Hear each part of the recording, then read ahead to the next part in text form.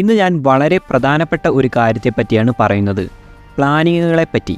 എങ്ങനെ നിങ്ങളുടെ ആഗ്രഹങ്ങളൊക്കെ നേടിയെടുക്കുന്ന രീതിയിൽ നിങ്ങളെ തന്നെ പ്ലാൻ ചെയ്യാം എന്നുള്ള കുറച്ച് കാര്യങ്ങളാണ് നമ്മൾ ഇന്ന് നോക്കുന്നത്.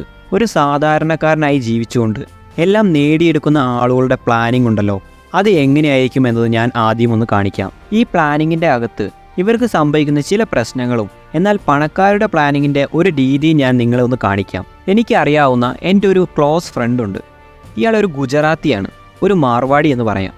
ഇയാൾക്ക് എൻ്റെ അതേ ഏജാണ്. ഇയാളുടെ ബാക്ക്ഗ്രൗണ്ട് പറഞ്ഞാൽ ഇയാളുടെ അച്ഛനൊക്കെ ഒരുപാട് സമ്പാദിച്ച് ഒരു ലെവലിലുള്ള ആളുകളാണ്. അദ്ദേഹത്തിൻ്റെ വീട് തന്നെ ഏകദേശം ഒരു 10 കോടി മൂല്യമുണ്ടാവും എന്നാണ് എനിക്ക് തോന്നുന്നത്. ലിഫ്റ്റൊക്കെ ഉള്ള ടൈപ്പ് ബെൻസ് കാറുകളൊക്കെ ഉള്ള വീടാണ്. ഇയാൾ ഭയങ്കര നിഷ്കളങ്കനാണ്, ഭയങ്കര കൂളാണ്, ഭയങ്കര ഫ്രണ്ട്ലിയാണ്, ഒരു ക്യൂട്ടായിട്ട് നമുക്ക് തോന്നും. ഇയാളുടെ ലൈഫിൻ്റെ പ്ലാനിങ് എന്ന് പറഞ്ഞാൽ ഇയാൾ പ്രത്യേകിച്ച് ഒന്നും പ്ലാൻ ചെയ്യുന്നില്ല. ഇയാളുടെ അച്ഛനാണ് തീരുമാനിക്കുന്നത് ഇയാൾ എന്ത് ചെയ്യണം എന്നുള്ള കാര്യം. ഇയാളുടെ അച്ഛനും ഇയാളുടെ പാരമ്പര്യം എന്ന് പറയുന്നത് ബിസിനസ്സിൻ്റെ അങ്ങേ തലത്തിലുള്ള ആളുകളാണ്. എപ്പോഴും കോമ്പറ്റീഷൻ, എങ്ങനെയെങ്കിലും ഒരുപാട് പൈസ ഉണ്ടാക്കുക, ഇത് തന്നെയാണ് ചിന്ത. ഈ അച്ഛൻ ഈ മോനോട് എപ്പോഴും പറഞ്ഞു കൊടുത്ത കാര്യങ്ങളുണ്ട്.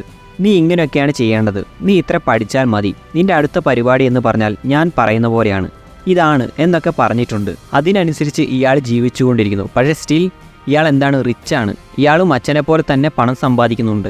ഇവിടെ എന്താണ് സംഭവിക്കുന്നത്? ഇവിടെ ഇയാൾ അറിയാതെ ഇയാളുടെ മുകളിൽ ഒരു പ്ലാനിങ് നടന്നുകൊണ്ടിരിക്കുകയാണ്. ചില ആളുകളുടെ അജണ്ടകൾ, ചില ആളുകളുടെ തീരുമാനങ്ങൾ ഇയാളുടെ മുകളിൽ ഇങ്ങനെ എക്സിക്യൂട്ടീവ് ചെയ്തുകൊണ്ടിരിക്കുകയാണ്. ആ പ്ലാനിങ്ങിനനുസരിച്ച് ഇയാൾ റിച്ച് ആയിക്കൊണ്ടിരിക്കുന്നുണ്ട്. ഇയാളുടെ അച്ഛൻ പറയുന്നു, മോനെ നീ 5 മണിക്ക് എണീറ്റ് എന്നെ ഹെൽപ്പ് ചെയ്യണം, ഈ കാര്യങ്ങളൊക്കെ പറയുന്നു. അതുപോലെ തന്നെ ഇയാൾ ചെയ്യുന്നുണ്ട്. ഒരു പ്രശ്നവുമില്ല, ഹാപ്പി ആയിട്ട് ജീവിക്കുന്നു. ഇതേപോലെ നമുക്ക് പറഞ്ഞു തരാൻ ഒരാളില്ലാതാവുമ്പോൾ നമ്മൾ എന്ത് ചെയ്യും? ഒരുപാട് ഫ്രീഡം അനുഭവിക്കും. ഈ ഓവറായിട്ടുള്ള ഫ്രീഡം നമ്മളെ എന്തിലേക്ക് കൊണ്ട് ചെന്നെത്തിക്കും എന്നറിയുമോ? നമ്മളെ ഒരുപാട് കൺഫ്യൂഷനുകളിലേക്ക് കൊണ്ട് ചെന്നെത്തിക്കും. അത് എങ്ങനെയാണെന്ന് വെച്ചാൽ, ഞാൻ ഈ പറഞ്ഞ എൻ്റെ ഈ സുഹൃത്തിന് പുറത്തുള്ള ലോ ക്ലാസ് ആളുകളുമായിട്ട് വലിയ കോണ്ടാക്റ്റും കാര്യങ്ങളും ഒന്നുമില്ല. ഇയാൾ ഡീല് ചെയ്യുന്നത് മുഴുവൻ സ്റ്റാഫുകളെയാണ്. ഈ കസ്റ്റമേഴ്സ് ആയിട്ടുള്ള നമ്മുടെ ഈ ലോ ക്ലാസ്സിൽ കിടക്കുന്ന ആളുകളെ ഇയാൾ ഡീൽ ചെയ്യുന്നേയില്ല. സാലറി കൊടുക്കുന്ന സ്റ്റാഫുകളോടും കുടുംബക്കാരോടും അത്യാവശ്യം നല്ല കുറച്ച് ഫ്രണ്ട്സിനോടും മാത്രം സംസാരിക്കുന്ന ഡ്യൂട്ടിയെ അയാൾക്കുള്ളൂ. ഇങ്ങനെ ഒരു ലൈഫിലൂടെ പോകുമ്പോൾ അയാൾക്ക് എന്ത് വരുന്നില്ല എന്നറിയോ? അയാൾക്ക് ഡൗട്ടുകൾ വരുന്നില്ല. അതായത് ചില ആളുകളുടെ അണ്ടറിൽ ഇങ്ങനെ വർക്ക് ചെയ്തു പോകുന്നു, വേണ്ടതൊക്കെ നേടുന്നു. പക്ഷേ ഒരു സാധാരണക്കാരനെ സംബന്ധിച്ച് അവൻ എങ്ങനെയായിരിക്കും പ്ലാൻ ചെയ്യുക എന്നറിയുമോ? അവൻ അല്ലെങ്കിൽ അവൾ ഇവരെ പോലെ തന്നെയുള്ള രക്ഷിതാക്കളുടെ ഇടയിൽ കൂടെയും ഇവരെ പോലെ തന്നെയുള്ള ഫ്രണ്ട്സിൻ്റെ ഇടയിൽ കൂടെയൊക്കെയാണ് ഇവർ ഈ കാര്യങ്ങളൊക്കെ പ്ലാൻ ചെയ്യുന്നത്. ഈ സാധാരണക്കാരുടെ ചുറ്റുപാട് എന്ന് പറഞ്ഞാൽ, നിങ്ങളൊരു സാധാരണക്കാരനാണെങ്കിൽ നിങ്ങളൊരു പ്രത്യേക ഐഡിയ ആയിട്ട് പുറത്തേക്ക് ഇറങ്ങുകയാണെങ്കിൽ തന്നെ അപ്പോഴേക്കും നിങ്ങളെ താഴ്ത്തി കാണാനും ഇതൊരിക്കലും നടക്കില്ല എന്ന് പറയാനും ഒരുപാട് ആളുകൾ നിങ്ങളുടെ അടുത്തേക്ക് വരുന്നതായിട്ട് കാണാം. നമ്മുടെ വീട്ടുകാരടക്കം ചിലപ്പോൾ നിങ്ങളെ സപ്പോർട്ട് ചെയ്തു എന്ന് വരില്ല. അപ്പോൾ ഈ ഒരു സ്ട്രഗിളിൻ്റെയൊക്കെ ഇടയിൽ കൂടെ സർവൈവ് ചെയ്ത് വേണം ഇവന് വേണ്ടതൊക്കെ നേടാൻ. ഒരുപാട് കഷ്ടപ്പാട് തന്നെയാണ് സാധാരണക്കാരൻ്റെ അവസ്ഥ. ഇവൻ്റെ പ്ലാൻ ചെയ്യുന്ന ആൾ ഇവൻ തന്നെയാണ്. വേറെ ആരും ഒരു നല്ല കാര്യം പറഞ്ഞു കൊടുക്കാനോ ഹെൽപ്പ് ചെയ്യാനോ സാധാരണക്കാരനെ സംബന്ധിച്ച് ഉണ്ടാവില്ല. ഇവിടെയാണ് ഈ ഒരു ക്ലാസിൻ്റെ പ്രധാനപ്പെട്ട പോയിന്റ്. ഒന്ന് ശ്രദ്ധിക്കുക. ശരിക്കും പറഞ്ഞാൽ ഒരു സാധാരണക്കാരൻ മറ്റാരനാലും പ്ലാൻ ചെയ്യപ്പെടുന്നില്ല. നേരത്തെ ഞാൻ പറഞ്ഞ ആ പൈസക്കാരനെ ബാക്കിയുള്ള എല്ലാവരും കൂടി അങ്ങനെ ആക്കി തീർത്തതാണ് വീണ്ടും വീണ്ടും പൈസക്കാരനാക്കാൻ പോകുന്നു. പക്ഷേ നമ്മളൊരു സാധാരണക്കാരനാണെങ്കിൽ നമ്മളെ ആരും പ്ലാൻ ചെയ്യാൻ വരുന്നില്ല. നമ്മൾ തന്നെ എന്തെങ്കിലും ചില ഐഡിയകൾ കണ്ടുപിടിച്ച് അത് പ്ലാൻ ചെയ്ത് അതിൻ്റെ മുകളിൽ വിജയിക്കാൻ വേണ്ടി ഇറങ്ങുമ്പോൾ നമ്മുടെ ചുറ്റുപാടുകൾ എന്ത് ചെയ്യും? അതൊരിക്കലും നടക്കരുത് എന്ന രീതിയിൽ നമ്മളോട് ഇങ്ങനെ സമീപിച്ചുകൊണ്ടിരിക്കും. നമ്മളെ ഇങ്ങനെ തകർക്കാൻ നോക്കിക്കൊണ്ടിരിക്കും. അതായത് സാധാരണക്കാർ എന്ത് കാര്യം പ്ലാൻ ചെയ്താലും ചുറ്റുപാടുകളിൽ നിന്ന് സപ്പോർട്ടില്ലായ്മ കൊണ്ട് ആ പ്ലാനുകളെല്ലാം ഇടിഞ്ഞു പൊളിഞ്ഞു പോകാനുള്ള സാധ്യതകൾ ഒരുപാട് കൂടുതലാണ്. ഇത്തരക്കാരുടെ കേസിൽ 100 ആളുകൾ നല്ല രീതിയിൽ പ്ലാൻ ചെയ്ത് എന്തെങ്കിലും ചെയ്യണമെന്ന് വിചാരിച്ചിരുന്നാൽ പോലും അതിൽ 90 ആളുകളും ഈ ചുറ്റുപാടുകൾ വന്ന് അവരെ അത് സാധിപ്പിക്കാത്ത രീതിയിൽ അവരെ തകർത്ത് കളയും. ഞാൻ ചെറിയൊരു എക്സാമ്പിൾ പറയാം. ഒരു PSCയുടെ എക്സാമ്പിൾ ആയിക്കോട്ടെ. നിങ്ങൾ വീട്ടിലിരുന്നു കൊണ്ട് PSC പഠിച്ച് എന്തെങ്കിലും നേടണമെന്ന് വിചാരിച്ച ഒരാളാണെന്ന് വിചാരിക്കുക. നിങ്ങളെ പ്രത്യേകിച്ച് ആരും സപ്പോർട്ട് ചെയ്യാൻ ആരുമില്ല എന്ന് വിചാരിക്കുക. നിങ്ങളൊരു 5-10 ദിവസം നല്ല രീതിയിൽ പ്ലാൻ ചെയ്തിരുന്ന് വായിക്കുകയും പഠിക്കുകയൊക്കെ ചെയ്യും. പക്ഷേ കുറച്ച് ദിവസം കഴിയുമ്പോൾ നിങ്ങളിൽ നിന്ന് ആ ഇൻട്രസ്റ്റ് ഇല്ലാതാവുന്നത് കാണാം. അതിൻ്റെ കാരണം ഈ കാര്യങ്ങൾ നിങ്ങൾ തന്നെ പ്ലാൻ ചെയ്ത് നിങ്ങൾ തന്നെ ഇറങ്ങി തിരിച്ച ഒരു കാര്യമാണ്. അതിൻ്റെ മുകളിലേക്ക് പല ആളുകളുടെയും സംസാരങ്ങളും അനുഭവങ്ങളും പ്രശ്നങ്ങളും പ്രയാസങ്ങളും ഒക്കെ കാണുമ്പോൾ നിങ്ങളിൽ നിന്ന് അതിൻ്റെ ഒരു ഇൻട്രസ്റ്റ് ഇല്ലാതായി പോകും. പക്ഷേ ഇതേ വ്യക്തി മറ്റുള്ള കുറച്ച് ആളുകളാൽ പ്ലാൻ ചെയ്യപ്പെടുകയാണ് എന്ന് വിചാരിക്കുക. ഇയാൾ ഏറ്റവും നല്ല PSC സെൻറ്ററിൽ പോയി ജോയിൻ ചെയ്യുകയാണെന്ന് വിചാരിക്കുക.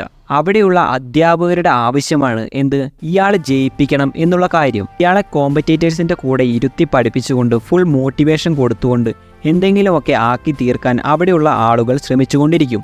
അതായത് മറ്റുള്ള ആളുകളുടെ പ്ലാൻ നിങ്ങളുടെ മുകളിൽ വർക്കൗട്ട് ആവുകയാണ്. അതായത് പലരുടെയും പ്ലാനുകളുടെ മുകളിൽ ഇയാൾ ഒരു മെഷീൻ പോലെ ഇരുന്ന് വർക്ക് ചെയ്യുന്നത് കൊണ്ട് ഇയാൾ ചിലപ്പോൾ 1-2 വർഷം കൊണ്ട് ഒരു PSC നേടിയെടുത്തേക്കാം. പക്ഷേ വീട്ടിലിരുന്നു കൊണ്ട് സ്വന്തം പ്ലാനിൻ്റെ മുകളിൽ വർക്ക് ചെയ്യുന്ന ഒരു സാധാരണക്കാരൻ കുറച്ചു കാലം കഴിയുമ്പോൾ അവൻ്റെ ഇൻട്രസ്റ്റ് കുറഞ്ഞു പോയിട്ട് അവൻ എങ്ങനെ ഒഴിവാക്കാൻ തോന്നുന്ന ഒരു സിറ്റുവേഷനിൽ ഇരിക്കുന്നത് കാണാം. ഇവിടെയാണ് ഞാൻ ഈ പറഞ്ഞ 2 രീതിയിലുള്ള പ്ലാനിങ്ങുകൾ സംഭവിക്കുന്നത്.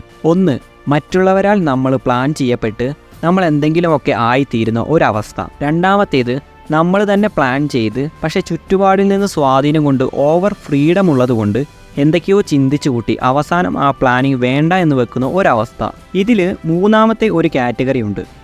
അയാളെ പറ്റിയാണ് ഞാൻ പറഞ്ഞു വരുന്നത്. നിങ്ങൾ അയാളാവാനാണ് ശ്രമിക്കേണ്ടത്. മൂന്നാമത്തെ കാറ്റഗറി എന്ന് പറഞ്ഞാൽ ഒരു തീരുമാനം എടുത്തു കഴിഞ്ഞാൽ അതിൻ്റെ മുകളിൽ വെൽ പ്ലാനായിട്ട് നീങ്ങിക്കൊണ്ട് അത് നേടിയെടുത്തിട്ടേ ഞാൻ നിർത്തൂ എന്ന് തോന്നുന്ന ഒരവസ്ഥ. ഈ രീതിയിൽ പോകുന്ന ആളുകൾക്കാണ് എന്തും നേടിയെടുക്കാനുള്ള ഒരുപാട് വളരാനുള്ള പൊട്ടൻഷ്യൽ ഉണ്ടാവുക. ഇവരെന്ത് ചെയ്യില്ല എന്നറിയോ?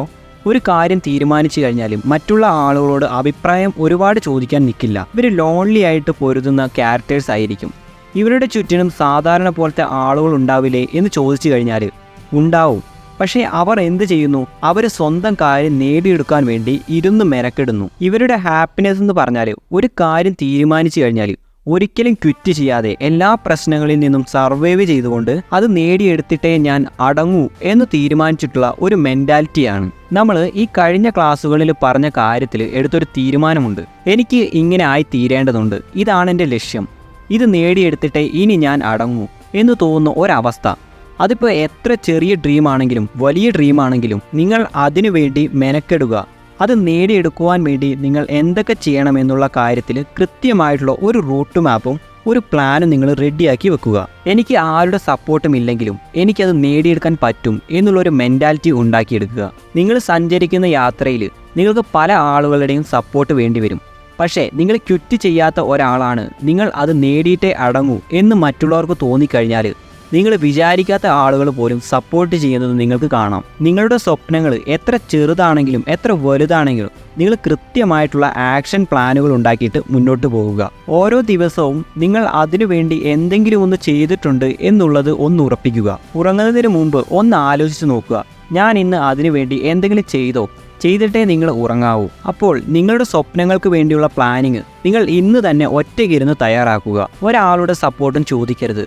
ഇന്ന് രാത്രി ഒരു അരമണിക്കൂർ മാറിയിരുന്നു കൊണ്ട് റൂമിൽ അടച്ചിരുന്നു കൊണ്ട് നിങ്ങളുടെ പ്ലാനിങ്ങുകൾ നിങ്ങൾ തയ്യാറാക്കുക. ഒരു ബുക്കിലേക്കോ അല്ലെങ്കിൽ ഒരു പേപ്പറിലേക്കോ എൻ്റെ ആക്ഷൻ പ്ലാനുകൾ ഇതൊക്കെയാണ്, ഈ ഒരു കാര്യം നിങ്ങൾ നേടിയെടുക്കുവാൻ വേണ്ടി ഇങ്ങനെയൊക്കെ ഞാൻ ചെയ്തേ പറ്റൂ, 1 2 3 4 പോയിന്റുകൾ ഇട്ടുകൊണ്ട് നിങ്ങൾ ഓരോന്നും എഴുതണം. ഇന്ന കാര്യങ്ങൾ എനിക്ക് ചെയ്യാനുണ്ട്, ഇത് നേടിയെടുക്കുന്നതിന് ഞാൻ ഇങ്ങനെ മാറണം, ഇതാണ് എൻ്റെ അടുത്ത പ്ലാന്, ഈ ഒരു ആഴ്ചയ്ക്കുള്ളിൽ ഇത് നേടിയെടുക്കാനുണ്ട്, ഇന്ന് രാത്രി ഇങ്ങനെ ഒരു കാര്യം ചെയ്യാനുണ്ട്. ഇത് ഓരോന്നോരോന്നായിട്ട് നിങ്ങൾ എന്ത് ചെയ്യണം? ഇങ്ങനെ പ്ലാൻ ചെയ്യണം. അതല്ല നിങ്ങൾക്ക് പേപ്പറിൻ്റെയോ പേനയോ ഒന്നും ആവശ്യമില്ലെങ്കിൽ നിങ്ങളുടെ മനസ്സിലേക്ക് ആ പ്ലാനിങ്ങൾ ഓരോന്നായിട്ട് കൃത്യമായിട്ട് എഴുതി ചേർക്കുക. ഇത് എല്ലാവർക്കും സാധിക്കുന്ന കാര്യമല്ല.